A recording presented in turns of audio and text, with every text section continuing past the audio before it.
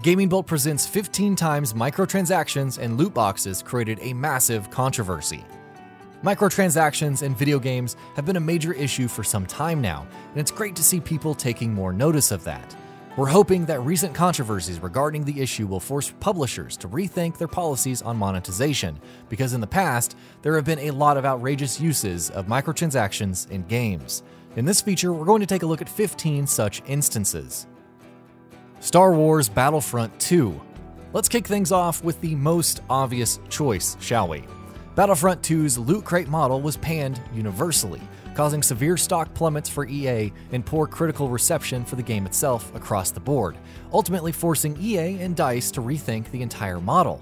Progression was locked behind ridiculous paywalls, essentially making Battlefront 2 a pay-to-win game. And that's really disappointing because without such issues, this could have been an actually really good game. Mass Effect 3. Mass Effect 3 was perhaps one of the first mainstream AAA titles in the industry that made proper use of loot crates. Though the game's multiplayer mode never really forced microtransactions on you, after a while it became very clear that if you wanted to upgrade your character and equipment beyond a certain point, you'd have to spend more money. The fact that the game's ending was also to an extent affected by your progress in the multiplayer mode did the game no favors either. UFC 3. UFC 3 recently entered beta, and in light of all the controversy that Battlefront 2 has caused, its microtransactions model caused quite a bit of controversy as well. It should be noted that UFC 3's Ultimate Team mode uses the same model of loot boxes that its predecessors did as well. So EA aren't really piling on any new stuff here, but it's encouraging to see people becoming less tolerant of such practices as well. FIFA 14. FIFA 14 was a monumentous release for the FIFA franchise, mostly because this was the game that introduced the uber-popular Ultimate Team mode. And while Ultimate Team has gone on to become perhaps the most well-loved, most talked about thing about the entire series, back in 2013 when the game was launched, people were taken aback by its pay-to-win model. Ultimate Team has now become an important part of FIFA, but the microtransactions model still remains firmly in place. Forza Motorsport 7. Forza Motorsport 7 essentially feels like a free-to-play game, except that it isn't free-to-play. It replaces features that have been a part of the series for a long time, only to encourage people to spend extra money on stuff they shouldn't be spending any extra money on. Loot boxes in Forza 7 have been made a fundamental part of the game itself, making them really hard to ignore. Though the game's microtransactions model got kind of swept under the rug, surrounding as it was by games such as Battlefront 2 and Shadow of War, it was no less outrageous. Oh, and speaking of which, Middle-earth Shadow of War. Shadow of War's inclusion of loot boxes was met with a lot of outrage. Why does a fully priced single-player game even need microtransactions? And while the defense that none of the microtransactions are ever really forced upon you is valid, the question is still very much pertinent. Shadow of War lets players use real-world money to purchase all kinds of stuff, from XP boosts and better weapons to better orc captains and more followers for your army. Though the model isn't as intrusive as some of the other stuff we're mentioning in this feature, its very existence is still something that can be easily questioned. PAYDAY 2.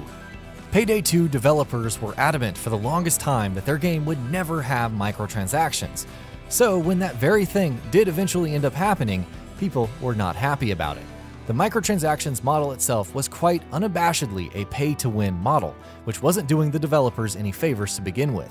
But the way that they handled the outrage was what made the entire thing even worse. They basically ignored it. PAYDAY 2 has since dropped the monetization model, but it will always remain in our memories for all of the wrong reasons. Deus Ex Mankind Divided. Deus Ex Mankind Divided is yet another example of a single-player game bafflingly making use of microtransactions.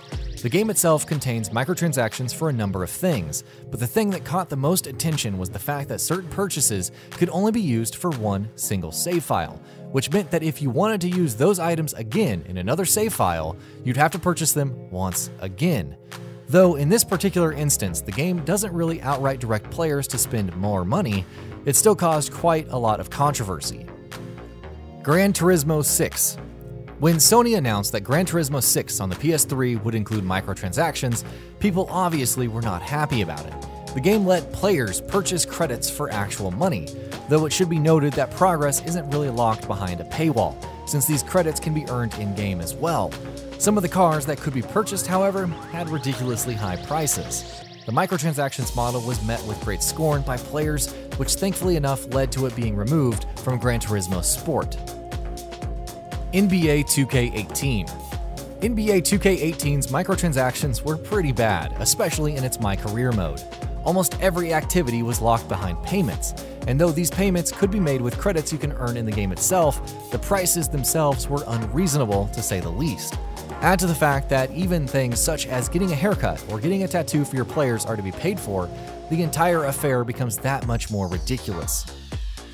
Call of Duty World War II. Call of Duty World War II uses a microtransactions model that is quite similar to what we've seen in previous entries in the series. Basically, people can use real money to purchase COD points, which can then be used to call in supply drops or loot boxes. It's nothing we haven't seen 1,000 times before in previous games, but its inclusion is still an issue. Why include such pay-to-win mechanics in a game that is so heavily reliant on competitive online play?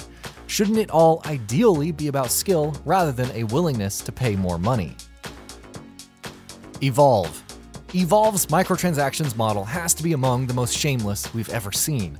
The game basically shipped for a full price of $60, but if you really wanted the full experience, you'd have to pay a lot of money to unlock more content in the game. On top of that, there were also additional microtransactions in the game itself for things such as weapon skins, stuff that could have easily been included as in-game unlocks, especially in light of all the other stuff it demands payments for. This caused quite a lot of controversy and, as you can see, for good reason as well. Metal Gear Solid 5: The Phantom Pain. The Phantom Pain was at the eye of a massive storm of controversy when it launched for a variety of reasons, and unfortunately enough, microtransactions was one of them. People could basically spend real money to purchase insurance for their FOB, which was pretty ridiculous to begin with, while they could also spend money to buy Mother Base coins, which can be used in single-player and multiplayer. It's also worth noting that the aforementioned insurance didn't cover a lot of important stuff, such as nuclear weapons, which were quite intrinsically tied to the entire FOB mechanics to begin with. Need for Speed Payback. Need for Speed Payback was a pretty disappointing game to begin with, but the addition of loot boxes made it that much more intolerable. The game doesn't technically lock any upgrades or purchases behind real transactions, but the amount of time it takes to unlock those things without spending real money is ridiculous. Payback suggests very heavily to its players that it'd be better and easier if they just spent real money to buy those upgrades, quite similar to Battlefront 2.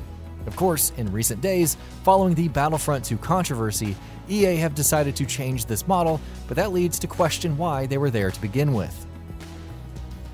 Real Racing 3.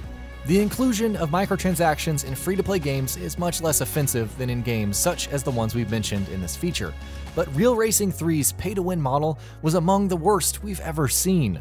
The game was full of obtrusive paywalls, making players wait to do even tiny little things, telling them that if they didn't want to wait, they could always spend more money on it. The fact that the in-game currency was pretty costly itself didn't do the game any favors either.